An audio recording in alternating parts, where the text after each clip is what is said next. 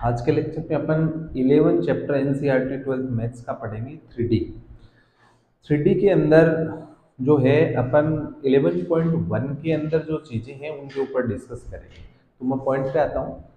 तो जो चैप्टर है अपना 3D, 3D जो चैप्टर है 3D के अंदर अपन खासकर लाइन के बारे में स्टडी करेंगे। ये कोई लाइन है और इस लाइन के ऊपर 2 पॉइंट्स हैं। एक तो x1 y1 z1 ये पॉइंट है 3D में, और एक पॉइंट है x2 y2 z2।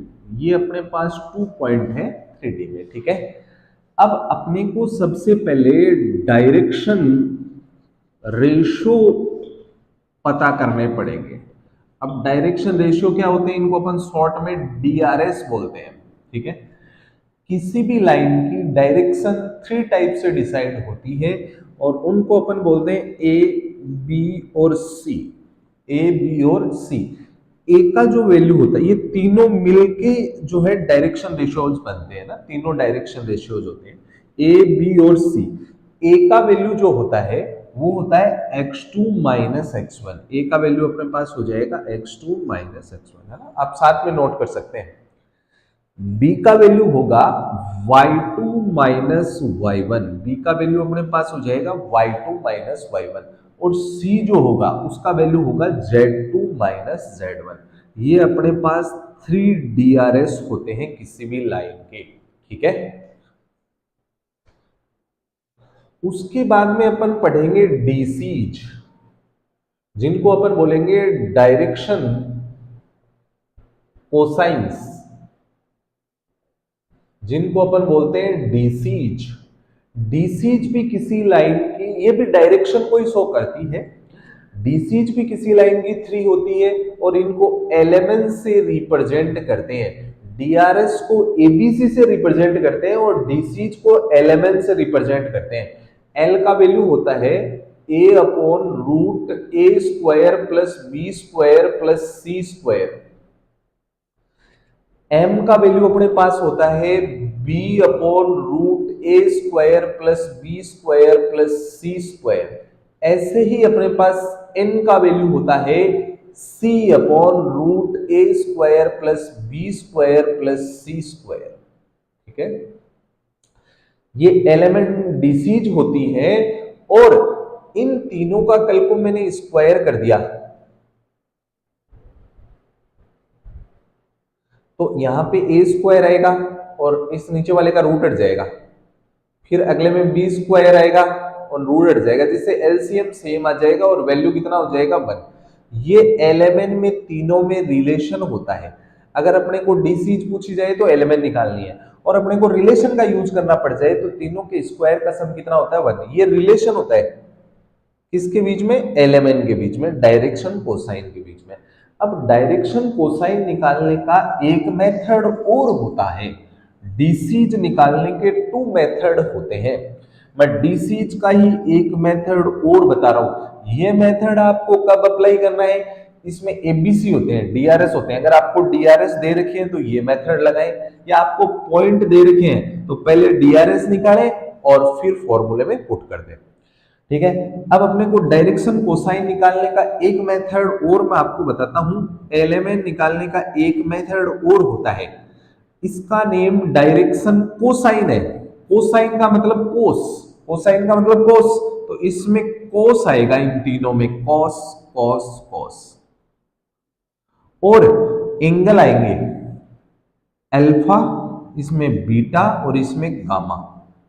कोसाइन है इसलिए कोस आ गया। एंगल कौन है, ये अल्फा बीटा गामा कौन है, अल्फा उस लाइन का एक्स एक्सिस के साथ बना एंगल है। जैसे ये एक्स एक्सिस है आपकी और ये लाइन है, इसने अल्फा एंगल एक्स एक्सिस के साथ बनाया। ऐसे ही बीटा एंगल वाई एक्सिस के साथ बनाया और ऐसे ही गामा एंगल इसने जेड एक्सिस के साथ बनाया। ठीक है, तो तीनों एक्सिस के साथ एंगल बनेंगे इस फॉर्मूले का। अब एलिमेंट का एक फॉर्मूला तो आपका ये हो गया कंबाइन, और एक एलिमेंट का ये हो गया। अब आपके समझ से आएगी कि सर है ना, इस फॉर्मूले का इस्तेमाल करें या इस फॉर्मूले का इस्तेमाल करें जब हमसे डायरेक्शन कोसाइन पूछी जाती है। तो आपको क्या करना है, जब एंगल से रिलेटेड टॉक हो ना, एंगल रिलेटेड टॉक हो, तब आपको क्या करना है, इस फॉर्मेशन का इस्तेमाल करना है, और अदरवाइज आप इसका करेंगे। अगर आपको डायरेक्शन कोसाइन पूछ रही है और एंगल पे चर्चा हो रही है तो L equals to cos alpha, M equals to cos beta और N equals to cos gamma, ये तीनों मिलकर डायरेक्शन कोसाइन बनती है। समझ गए? ये तीनों मिलकर डायरेक्शन कोसाइन बनती है। ये 11.1 का अपने पास फॉर्मेशन है, अपन इसके ऊपर क्वेश्चंस करेंगे। ठीक है,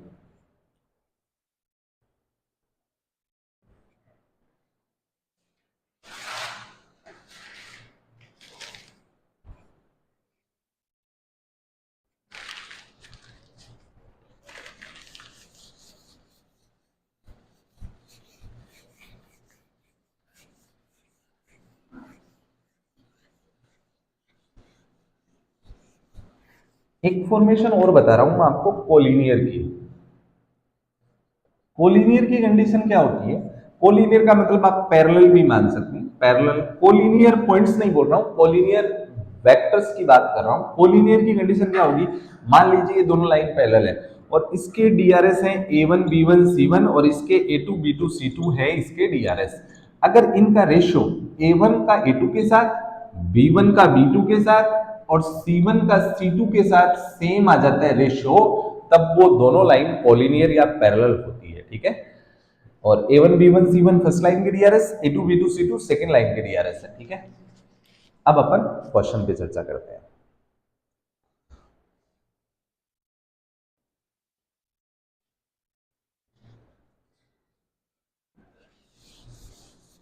अपने पास जो फर्स्ट क्वेश्चन है एक्सरसाइज 11.1 का, एक्सरसाइज 11.1 का फर्स्ट क्वेश्चन क्या है?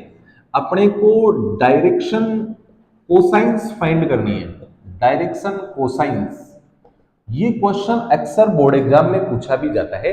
डीसीज अपने को फाइंड करनी है और उसने अपने को क्या बोला है इस फर्स्ट क्वेश्चन में? डायरेक्शन कोसाइन अपने को फाइंड करवाई है और फर्स्ट क्वेश्चन में उसने बोला है कि एक लाइन है जो एक्सिस के साथ, X axis, Y axis, Z axis के साथ एंगल बना रही है, और वो एंगल है अपने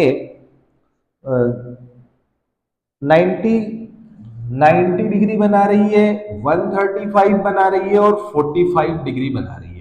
अगर अपने को एंगल दे रखे हैं तो अपने को डायरेक्शन कोसाइन मतलब एलएमएन निकालने का, डीसीज निकालने का फार्मूला कोस वाला अप्लाई करना पड़ेगा। कोस alpha, cos beta, cos gamma, तीनों एंगल दे रखे हैं। अब अपने को इनके वैल्यू पुट करने हैं। कोस 90 का वैल्यू होता है 0, कोस 45 का 1/√2, और इसका वैल्यू कैसे निकालेंगे ये पता कर लीजिए।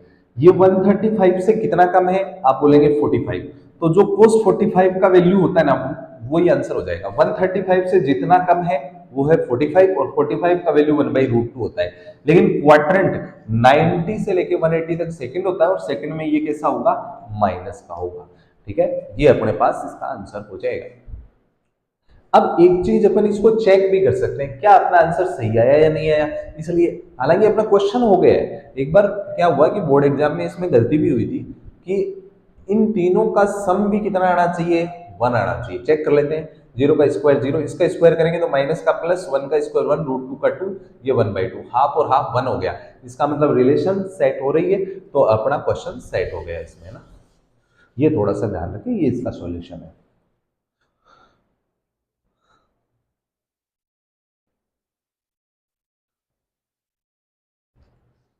सेकंड क्वेश्चन अपन करते हैं।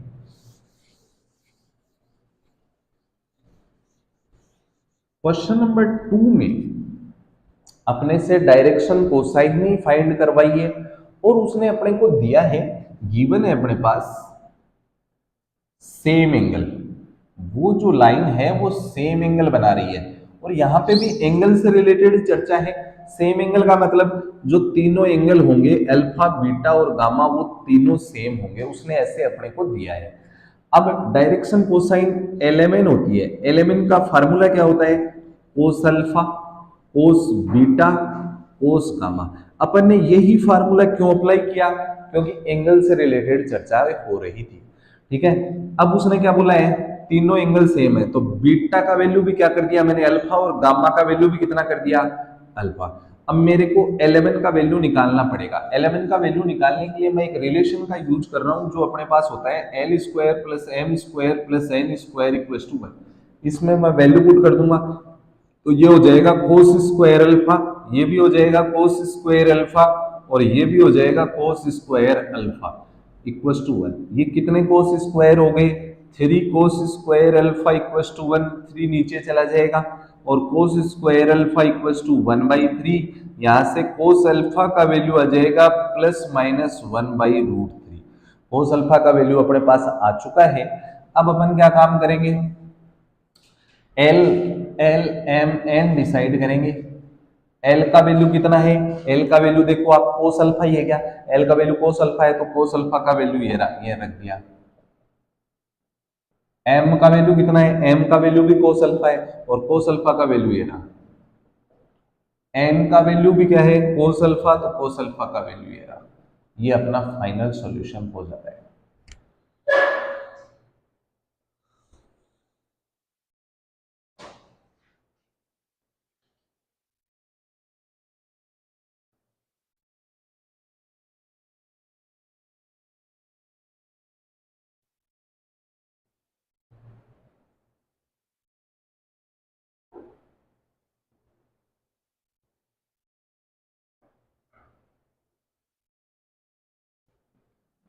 क्वेश्चन नंबर 3 पे डिस्कस करते हैं।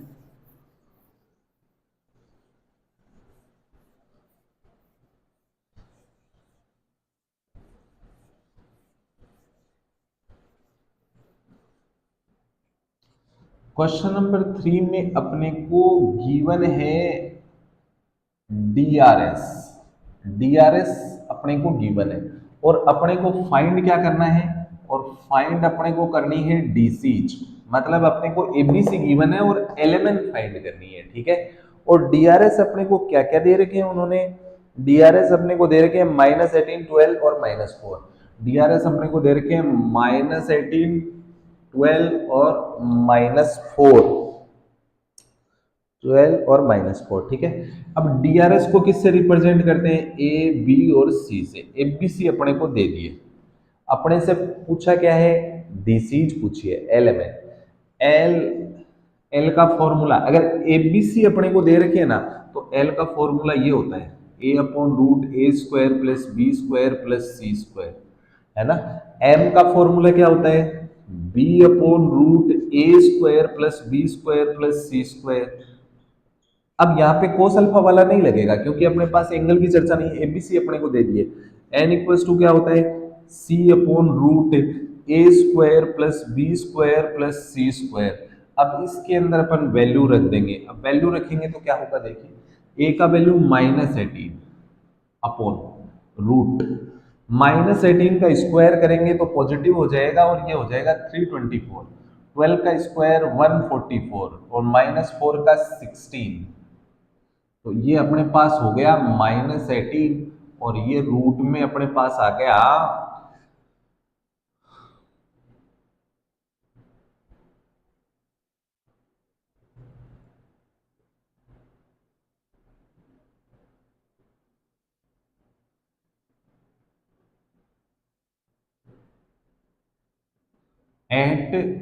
484, और 484 का रूट हो जाएगा कितना? 22। और अब इसको अपन काट देंगे 2 से, तो -9/11 अपना आंसर आ जाएगा। ऐसे ही यहाँ भी वैल्यू रखेंगे अपन, b का वैल्यू पुट करेंगे 12, और नीचे सेम ही आ जाएगा 324, 144, क्योंकि नीचे तीनों में सेम आ रहा है डिवाइड में, प्लस 16, तो 12/484, और 12 ये 22, इसको काट देंगे 2 से, तो 6/11। फिर यहाँ पे वैल्यू रखेंगे तो -4/324 प्लस 144 प्लस 16, तो -4/484, और ये -4/22, इसको काट देंगे तो -2/11।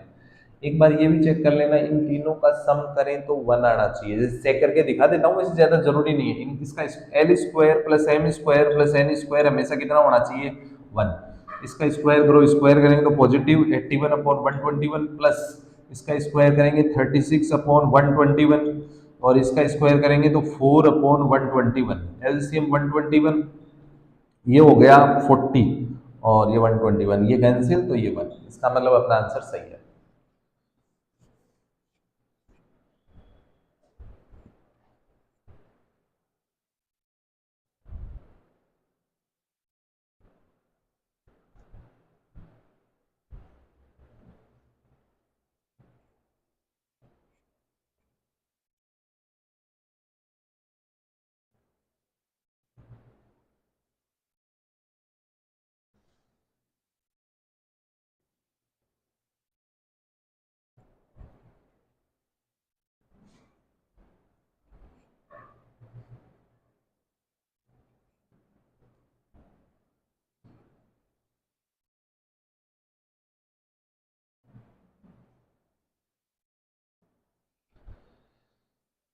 नेक्स्ट क्वेश्चन करते हैं अपन फोर्थ।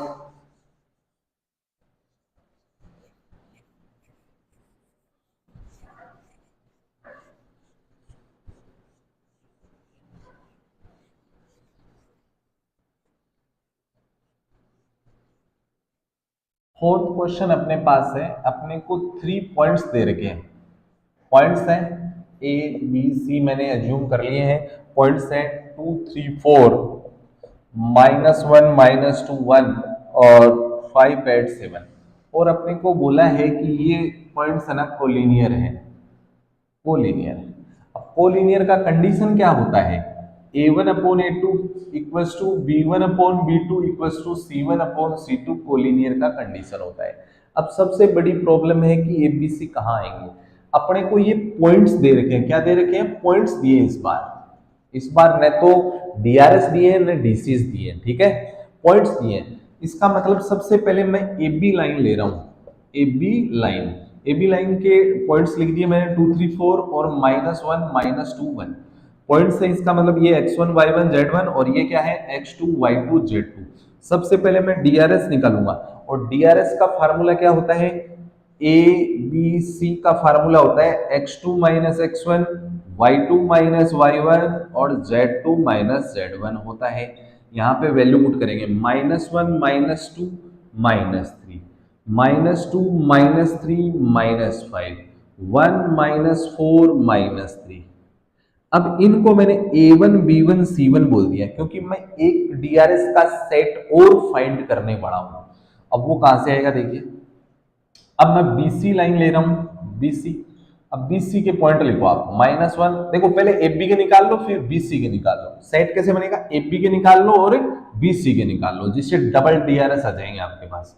-1 -2 1, फिर C पॉइंट लिख दो 5 8 7, और यहां से ये आपका x1 y1 z1 और ये x2 y2 z2। अब डीआरएस निकालेंगे अपन, डीआरएस का वही formula a equals to x2 minus x1, b equals to y2 minus y1 और c equals to z2 minus z1 apply करेंगे तो क्या होगा, 5 और ये प्लस हो जाएगा 6, 8 + 2 10 और ये हो जाएगा 7 - 1 6। इनको अब A2 B2 C2 बोल देंगे। अब इस फॉर्मेशन में वैल्यू डाल रहा हूं मैं, इस फॉर्मेशन में वैल्यू डालेंगे तो -3/6 -5/10 इक्वल्स टू -5/10 और इक्वल्स टू -3/6। अब यहां से इनको काटेंगे तो -½ ये भी -½ और ये भी -½ तीनों सेम आ रहे हैं तो यस पॉइंट्स आर कोलिनियर। ये इस टाइप से ये क्वेश्चन हो जाता है।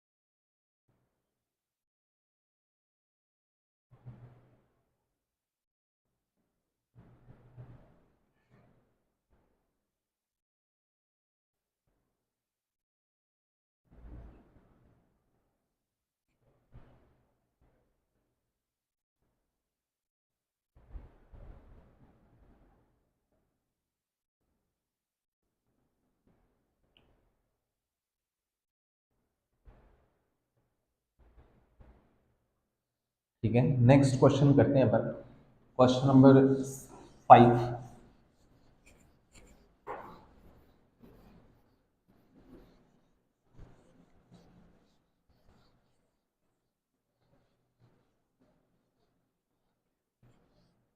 फिफ्थ क्वेश्चन अपने पास है, अपने को एक ट्राइंगल गिवन है, ये ट्राइंगल है। ट्राइंगल पे एक चीज ध्यान रखनी है आपको कि जब भी आप पॉइंट प्लॉट करते हो तो एंटी क्लॉकवाइज डायरेक्शन में प्लॉट करें। जैसे आप ए कहीं भी लिखें कोई प्रॉब्लम नहीं है, लेकिन जब बी लिखे ना तो वो एंटी क्लॉक होना चाहिए, मतलब इस डायरेक्शन में होना चाहिए, बी यहाँ फिर यहाँ सी। ऐसे कहीं भी आप ए लिखते हो कोई प्रॉब्लम नहीं है, लेकिन आपको सेकंड पॉइंट लिखना है तो वो एंटी क्लॉकवाइज लिखना है, ए बी सी। ठीक है, अब अपने को इनके पॉइंट दे रखे हैं, ए के अपने को दे रखे हैं 3 5 -4 और बी के पॉइंट दे रखे हैं -1 1 2। ऐसे ही अपने को सी के पॉइंट दे रखे हैं -5 -5 -2 पॉइंट दे रखे हैं। इसका मतलब अपने को उसने पूछा है डीसीज निकालो, किसकी, साइड्स की। डीसीज का मतलब एलएमएन पूछिए, और अपने को पहले साइड लेके चलते हैं अपन, साइड ए बी साइड ले लेते हैं। ए बी साइड, ए के कोऑर्डिनेट लिख दिए 3 5 -4 और बी के कोऑर्डिनेट लिख दिए -1 1 2। ठीक है, अब ये कोऑर्डिनेट है, पॉइंट है, इसका मतलब ये x1 y1 z1 है और ये कौन है, x2 y2 z2 है। अपने को एलएमएन तक जाना है। एलएमएन का फार्मूला क्या होता है, L equals to A upon root A square plus B square plus C square होता है, और m equals to B upon root A square plus B square plus C square होता है, और n इक्वल्स टू होता है c upon root A square plus B square plus C square होता है। ये फॉर्मूले होते हैं। तो सबसे पहले ये फॉर्मूले लगाने के लिए अपने को एबीसी चाहिए। एबीसी मतलब पहले डीआरएस निकालने पड़ेंगे, ए बी सी। ए का फार्मूला क्या होता है, x2 माइनस x1, बी का क्या होता है y2 माइनस y1, और सी का क्या होता है z2 माइनस z1। अब माइनस करेंगे, -1 -3 -4, 1 -5 -4, 2 + 4 6। अब यहाँ पे वैल्यू रखनी है अपने को, -4 ए का वैल्यू रख दिया, स्क्वायर करेंगे, ये 16, ये भी 16 और ये हो गया 36। तो ये अपने पास आ गया -4 अपॉन रूट 68। ऐसे ही सेम चलेगा, नीचे वाला तो रूट 68 ही आएगा। बी का वैल्यू पुट कर देंगे, बी का वैल्यू -4 और सी का वैल्यू 6, और नीचे तो डिवाइड में तो डिनोमिनेटर में तो सेम ही आएगा। ये अपने पास ए बी साइड की डीसीज निकली है। अब अपने को तीनों साइड की डीसीज निकालनी है, तो अब अपन कौन सी साइड लेंगे, बीसी साइड लेंगे, है ना। फिर अपन कौन सी साइड लेंगे, बीसी साइड। ये बीसी साइड ले लेते हैं, है ना। बीसी साइड पॉइंट ले, पॉइंट बी के पॉइंट लिख दीजिए -1 1 2, और सी के है -5 -5 -2। ये x1 y1 z1 और ये x2 y2 z2। इसी तरीके से परफॉर्म करवाते हुए बीसी साइड की एलिमेंट निकालनी है, डीसी। फिर ए बी हो गया, बी सी हो गया। एक बात ध्यान दें, ए बी बी सी और फिर कंटिन्यू चलेंगे, ए बी बी सी और थर्ड साइड आएगी सी ए, है ना। थर्ड साइड कौन सी लेंगे, सी ए बी बी सी और सी ए। ठीक है, अब थर्ड साइड भी इसी तरीके से अपने को सारा प्रोसीजर यहां तक करना पड़ेगा। तो सी के पॉइंट लिख देंगे -5 -2, और ए के लिख देंगे 3 5 -4, और ये x1 y1 z1 और ये x2 y2 z2। इसी तरीके से पूरा प्रोसेस परफॉर्म करवाएंगे तो अपना आंसर आ जाएगा। तीनों साइड की डीसीज निकालनी है ना।